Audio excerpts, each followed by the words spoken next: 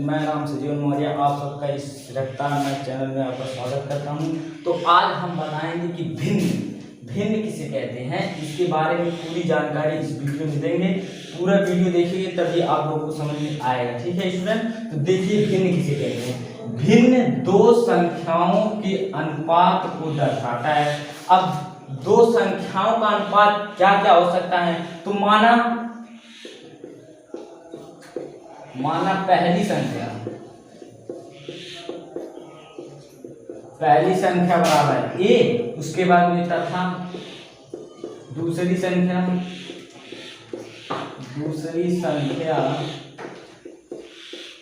बराबर बी।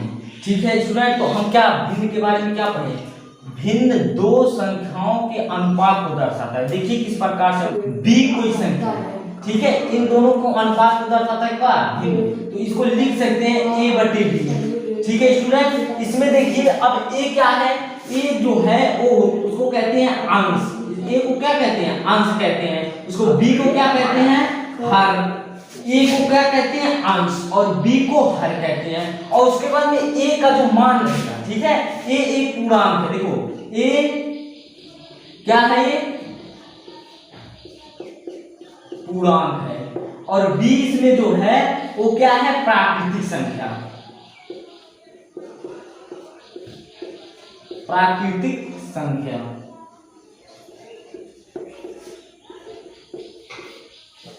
देखो प्राकृतिक संख्या हम क्यों कह रहे हैं, क्योंकि b का मान कभी 0 नहीं होगा। तो प्राकृतिक संख्या में क्या होती है, प्राकृतिक संख्या में ये होती है एक से संख्या चालू होती है, 1 2 3 4 5, उसके बाद डाट अनंत तक जाएगा। ठीक है स्टूडेंट, तो अनंत तक गया प्राकृतिक संख्या। देखो b का मान प्राकृतिक संख्या होगा, कभी 0 नहीं होगा।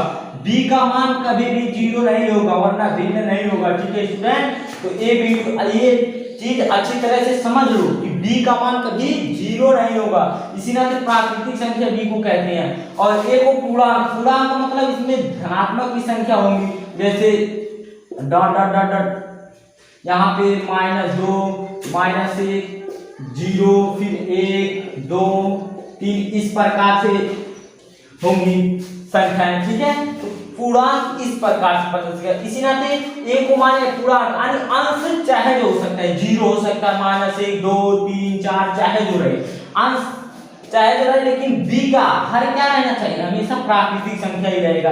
1 2 3 4, तभी तो हम कहेंगे भिन्न। ठीक है स्टूडेंट, तो इतना ये चीज आपको अच्छी तरह से समझ में आ गया होगा। तो अब एक बढ़िया उदाहरण देखते हैं। जैसे भिन्न के बारे में हम लोग समझे हैं, तो भिन्न किस प्रकार से लगाया जाता है, किस प्रकार से कोई कह सकता है कि ऐसे बताओ, इसको भिन्न में बताओ। कोई एक बड़ा गोला लो, कोई एक बड़ा क्या लो, गोला। अब बताओ एक भाग है, क्या है, एक भाग।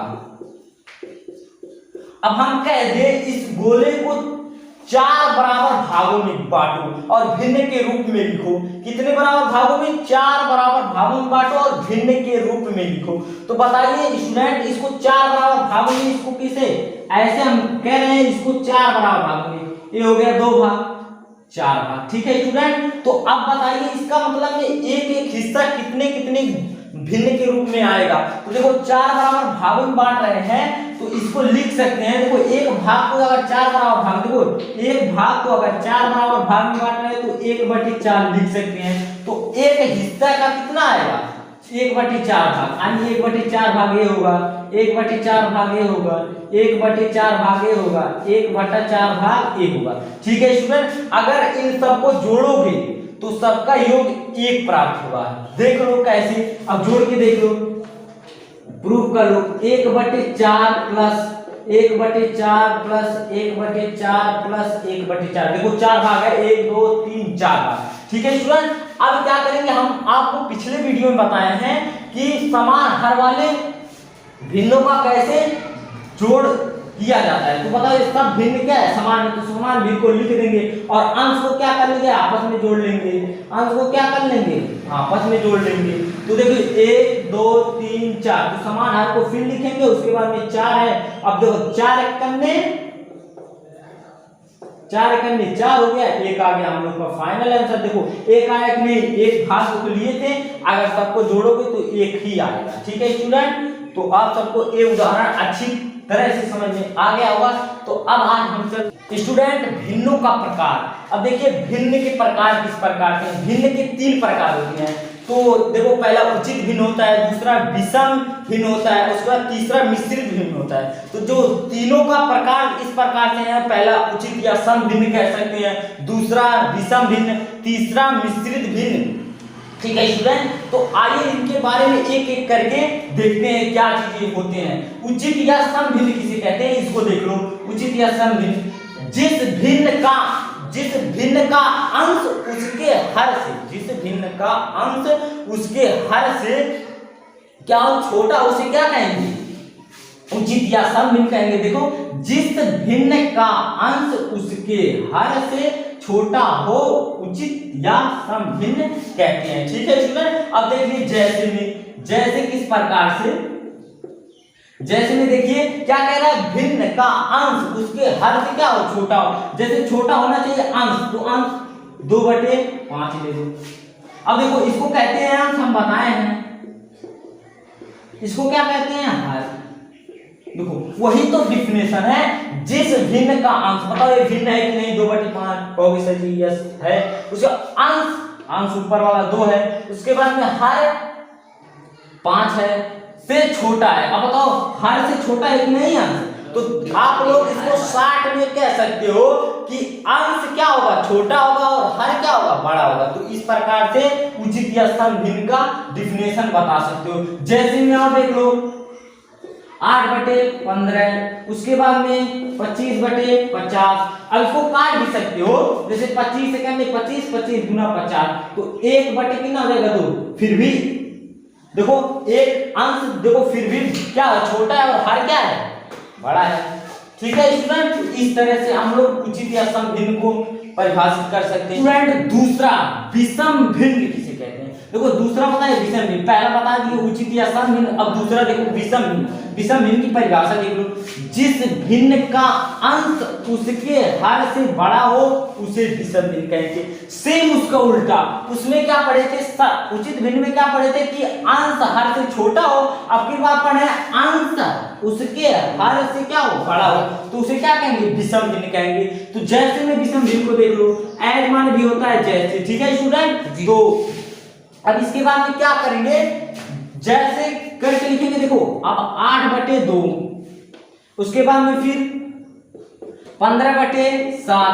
अब देखिए इसमें अंश बड़ा है और हर क्या है, छोटा है। इसमें देखिए अंश बड़ा है, हर छोटा है, और तो जिस भिन्न का अंश उसके हर से बड़ा हो उसे क्या कहते हैं, विषम भिन्न। और देखो इसमें अंश बड़ा है कि नहीं, अंश क्या है, इसमें बड़ा है, और हर देखो अंश बड़ा है और हर क्या है, छोटा। तो इस तरह से भी हम लोग विषम भिन्न को बता सकते। देखो किस प्रकार से, एक शॉर्ट भाषा देख लो, ऐसे बता सकते हैं, जिसका अंश बड़ा होता है और हर छोटा होता है उसे क्या कहते हैं, विषम भिन्न कहते हैं। ठीक है स्टूडेंट, तो आप सबको दूसरा भी समझ में अच्छी तरह से आ गया होगा। अब चलते हैं तीसरे पे।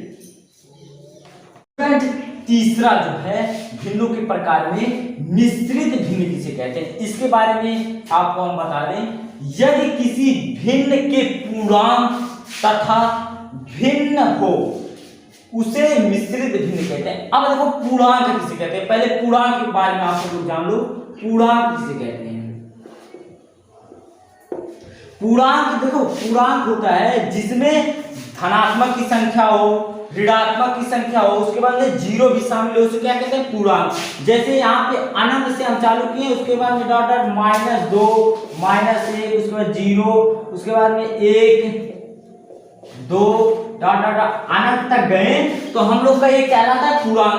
यानी पूर्णांक में माइनस की संख्या भी आती है, जीरो भी शामिल होता है, धनात्मक की संख्या भी होती है, तो उसे क्या कहते हैं, पूर्णांक। अब कह रहा है यदि किसी भिन्न में पूर्णांक तथा भिन्न हो, तो पूर्णांक मतलब चाहे तो उसमें से पूर्णांक उठा लो, जैसे 2 को उठाए, उसके बाद भिन्न चाहे तो ले लो, 5/8 लेनी है। तो ये क्या है, ये मिश्रित भिन्न कहलाती है। अब देखो इसको कहते हैं, हम लोग कहते हैं सिंपल भाषा में हम लोग पढ़े हैं कि इसको कहते हैं 2 सही 5/8। तो सही पर जो सही में लिखा हो उसे क्या कहते हैं, मिश्रित भिन्न, इस प्रकार से भी बोल सकते हो कि मिश्रित भिन्न का परिभाषा इस प्रकार, जो सही में लिखा हो उसे क्या कहते हैं, मिश्रित भिन्न। जैसे पूर्णांक में और कोई ले लो, चाहे -5, उसके बाद में फिर 8/12, इस प्रकार से भी क्या है हम लोग का मिश्रित भिन्न है। देखो -5 है, उसके बाद में 8/12, देखो -5 पूर्णांक में से आता है, उसके बाद में 8/12 क्या है, भिन्न है। तो इस प्रकार से हम लोग बोल सकते हैं,